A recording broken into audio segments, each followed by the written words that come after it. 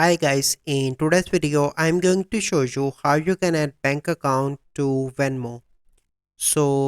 This is a process to add a bank account from the Venmo app.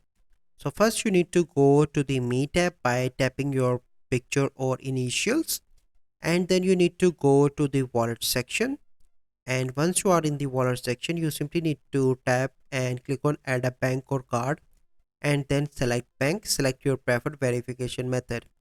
So this is the image that you can see your routing account and check method. And basically here you can see that to avoid any overdraft or other bank fees, make sure you have at least $2 in your bank account. So this is the process that you need to follow to add bank account to Venmo. So I hope you find this video helpful. If you find this video helpful, must like this video, subscribe to our YouTube channel for future videos. We'll see you in the next video. Thank you. Have a good day.